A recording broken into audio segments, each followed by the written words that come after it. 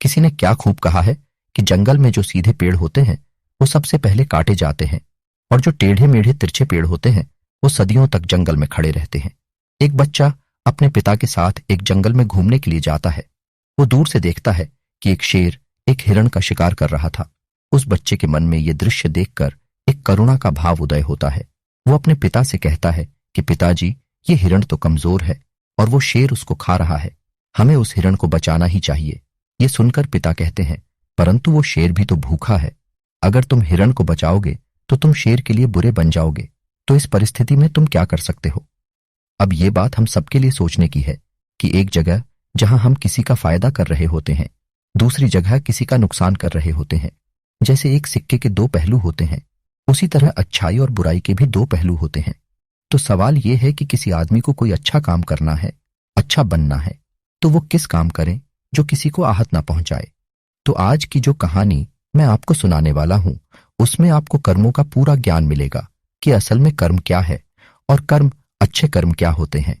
इससे पहले कि आप इस कहानी में खो जाए, इस चैनल को सब्सक्राइब जरूर कर लें। तो चलिए ये कहानी शुरू करते हैं।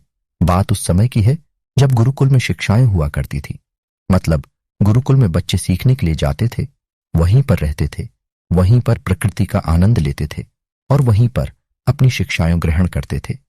ऐसे ही वेणु गांव का मोहन नाम का युवक गुरुकुल में पढ़ाई करने के लिए जाता है। उसके माता पिता उसे बचपन में ही उस गुरुकुल में भेज देते हैं। गुरुकुल में जाने के बाद बहुत सालों तक वो अपने सहपाठियों के साथ बहुत अच्छे अच्छे शिक्षाएं ग्रहण करता है। उसे वहां पर जीवन के सिद्धांत सिखाए जाते हैं। उनमें से एक सिद्धांत यह सिखाया जाता है कि हमेशा भलाई का काम करो, अच्छा काम करो, सबकी मदद करो। यह ज्ञान मोहन के दिमाग में बहुत गहरे से बैठ गया था। इसीलिए जब वो वापस गुरुकुल से अपनी शिक्षा ग्रहण करके आया तो वो अपने गांव में की मदद करता था, हर किसी का काम करता था। कोई भी युवक उससे कोई काम करने के लिए कहता तो वो मना नहीं करता था। परंतु जैसे जैसे समय बीतता गया, एक दिन उसने अपने कानों से छुपकर सुना कि गांव के कुछ युवक उसका मजाक बना रहे हैं। वो सब कह रहे हैं कि वो तो फायदा उठाने के लिए है, उसके तो मजे लो, उसका लाभ उठाओ। जितना हो सके वो किसी के काम को मना नहीं करता। वो दूसरों का काम करने के लिए अपना काम भी छोड़ देता है। बताओ कितना मूर्ख है। ये सुनने के मोहन के कानों में खून उतर आया। वो निष्पक्ष भाव से सबकी मदद करता था, सच्चे दिल से करता था, परंतु बदले में उसे क्या मिला ये सुनकर उसने मन ही मन में निश्चय किया कि आज के बाद वो किसी की भी मदद नहीं करेगा। और अब मोहन गांव का ऐसा युवक बन चुका था जो किसी की मदद नहीं करता था, चाहे कोई कितनी भी परेशानी में क्यों ना हो। मोहन को कोई फर्क नहीं पड़ता था। मोहन का ये देखकर सब गांव वाले आश्चर्यचकित रह गए।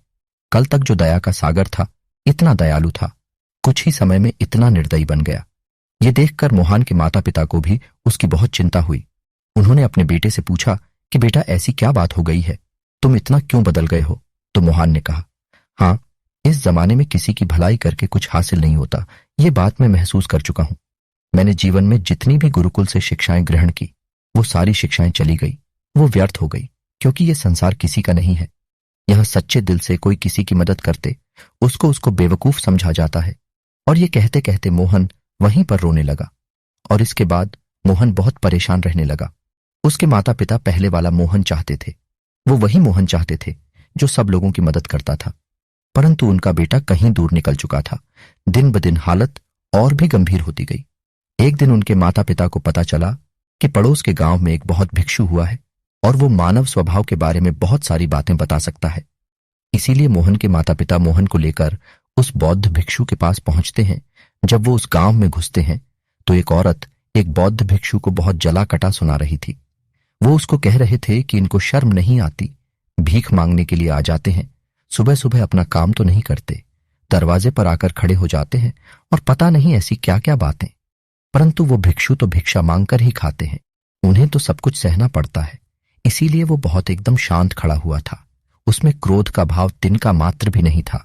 और जब उस भिक्षु को उस घर से भिक्षा नहीं मिली तो वो दूसरे घरों की तरफ निकल गया। ये सारा दृश्य मोहन भी देख रहा था। इसके बाद उसके माता पिता उस गांव के लोगों से पूछकर उस भिक्षु के ठिकाने पर पहुंचते हैं।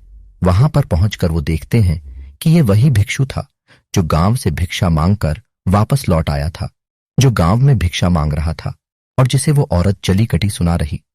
उसे देखने के बाद मोहन और उसके माता पिता ने उसे प्रणाम किया और वो वहीं पर बैठ गए। उसके बाद मोहन के माता पिता ने सारी परिस्थिति उसे बयां कर दी। उन्होंने अपने बेटे का जिक्र करते हुए बताया कि यह हमारा बेटा पहले बहुत दयालु हुआ करता था, सबकी मदद करता था, परंतु अचानक पता नहीं ऐसा क्या हुआ कि अब यह किसी की मदद नहीं करता।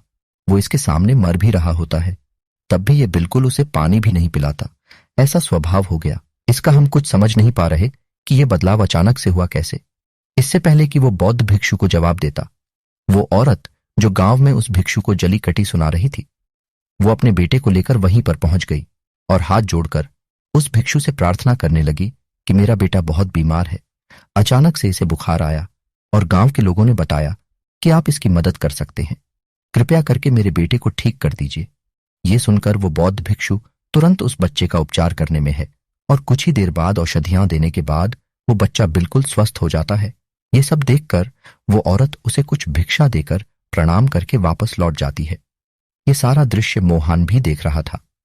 मोहन के मन में एक सवाल उठ रहा था और जब वो इसका कोई जवाब नहीं ढूंढ पाया तो उसने उस भिक्षु से पूछा, शायद आपने पहचाना नहीं? ये वही औरत थी जो आपको जली कटी सुना रही थी, जो गांव में आपको भिक्षा देने से मना कर रही थी। शायद आपने उसे नहीं, तो आप उसकी मदद नहीं करते। ये सुनकर वो बौद्ध भिक्षु मुस्कुराने लगता है। उसके बाद वो बौद्ध भिक्षु मोहन को बताता है कि दूसरों की अच्छाई करने से कुछ अवस्थाओं में दुख मिलता है, परंतु अगर तुम कर्मों का सिद्धांत समझ लेते हो तो अच्छाई और बुराई, इसके सारे भेद तुम्हारे सामने स्पष्ट हो जाएंगे। मैं भली भांति जानता था कि ये वही औरत है, परंतु मैंने बिना कोई द्वेष का भाव रखे हुए वही किया जो मेरा कर्तव्य था। जब आप किसी की भलाई या किसी की अच्छाई बिना किसी लालच के करते हो, बिना किसी बदले के करते हो, बिना किसी द्वेष के करते हो, वही अच्छाई होती है। परंतु अक्सर हम लोग जब किसी की मदद करते हैं तो हमारे मन में यही भावना बन जाती है कि बदले में वो इंसान भी मेरी मदद करे, परंतु जरूरत पड़ने पर जब वो हमारी सहायता नहीं करता तो हमें दुख होता है। इसीलिए किसी भी इंसान के साथ बिना कुछ पाने के भाव से उसका भला करो, और उतना ही भला जितना तुम्हारा सामर्थ्य हो, मतलब तुम्हारी आर्थिक और शारीरिक क्षमता के हिसाब से, ताकि कल को अगर वो इंसान तुम्हारे साथ बुरा व्यवहार भी करें तो तुम्हें उसका खेद ना हो, उसका पश्चाताप ना हो कि मैंने तो इसके लिए इतना कुछ कर दिया और ये मेरे साथ अब ऐसा व्यवहार कर रहा है, इसीलिए किसी का उतना ही भला करो जिससे तुम आहत ना हो। दूसरी बात, किसी दूसरे परिवार के झगड़े के बीच में तुम कभी मत पड़ना।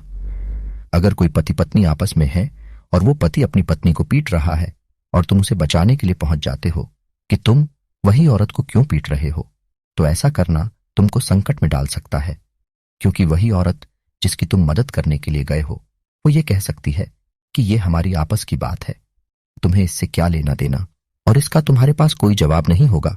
इसीलिए दूसरे के फटे में अगर ऐसी स्थिति कभी पैदा हो जाए, कोई तुमसे मदद मांगे तो दरबारियों तक पहुंचा दो, अदालत उसका फैसला करेगी। तीसरी बात, अपने विवेक का इस्तेमाल करो। अपनी आंखें खोलकर देखो कि किसे वास्तविक रूप से मदद की जरूरत है और कौन ढोंग कर रहा है, क्योंकि अक्सर लोग दया का पात्र होने का दिखावा करके आपको बेवकूफ बनाकर आपसे मदद ले लेते हैं। जैसे कि आज के युग में हम बहुत सारी जगहों पर देखते हैं, बस अड्डों पर, रेलवे स्टेशन पे, कि बहुत सारे छोटे छोटे बच्चे भीख मांगते रहते हैं। अब उसमें दोस्त पैदा होती है। अगर आप उनको भीख देते हो तो आप भीख मांगने को बढ़ावा देते हो, और अगर भीख नहीं देते हो तो वो बच्चा शायद आज खाना भी ना खा पाए। इसीलिए ऐसी स्थिति में आपको अपने विवेक का इस्तेमाल करना चाहिए। आप उसको पैसे देने की बजाय खाना खिला सकते हो या कुछ किताबें दिला सकते हो। इसीलिए सही तरीके से मदद करने के लिए विवेक का होना बहुत जरूरी है, वरना तो आपके धन का दुरुपयोग ही होगा। और एक बात जो समझने की है कि किसी की भलाई करनी है तो खुद की भलाई करो, क्योंकि अगर तुम खुद जीवंत हो गए, खुद बदल गए, तो पूरा जसमजा अपने आप ही बदल जाएगा। इसीलिए कहीं आपने अपने मन में ये भ्रम तो नहीं बना रखा है कि मैं तो अच्छा इंसान हूं और मैं दूसरों की मदद करता हूं, तो वो तुम्हारा अहंकार का रूप है। इंसान कभी भी आखिर तक पूर्ण नहीं होता, और जो अपने आप को पूर्ण समझ रहा है वो धोखे में है। इसीलिए दूसरों को बदलने की बजाय खुद को बदलने पर ध्यान दे, और इसके लिए आपको भीड़ में भी अकेला रहना सीखना होगा। उनके साथ है, सब में उपस्थित है, परंतु अंदर से आप एकांत है, अंदर से आप शांत है, अंदर से आप मौन है। जब आप अपने एकांत को देख लेते हैं तो आपकी अंतर यात्रा चालू हो जाती है। अपने अंदर के एकांत का आनंद उठाने के लिए आपको ध्यान में उतरना होगा। आपको रोजमर्रा की जिंदगी में ध्यान को एक हिस्सा बनाना होगा, ध्यान को वक्त देना होगा। उसके बाद आप पाएंगे कि आपके एकांत के समान आनंद इस दुनिया के किसी भोग में नहीं है, किसी वस्तु में नहीं है, किसी वासना में नहीं है। नदी के किनारे पड़ा हुआ छोटा सा पत्थर भी उस नदी के भाव से कट कट कर बहुत मुलायम हो जाता है। उसमें कोई दरार, कोई कोना नहीं बचता। उसी तरह ध्यान के निरंतर भाव में बहने से उसी तरह निर्मल हो जाता है, जिसके बाद हम किसी भी चीज को महसूस कर सकते हैं, जिसके बाद हम वर्तमान समझते हैं, जिसके बाद हमारे अंदर करुणा का उदय होता है।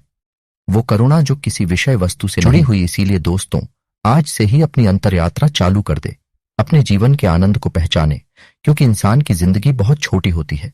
पता नहीं कब आखिरी सांस आ जाए, तो जीवन के जो पल बचे हैं उन्हें उस परमानंद में बिताओ। तो दोस्तों, कैसी लगी ये कहानी आपको कमेंट सेक्शन में जरूर बताना, और अच्छी लगी तो इस चैनल को सब्सक्राइब जरूर करना। तो मिलते हैं अगली कहानी में, तब तक के लिए अपना ख्याल रखें हैं।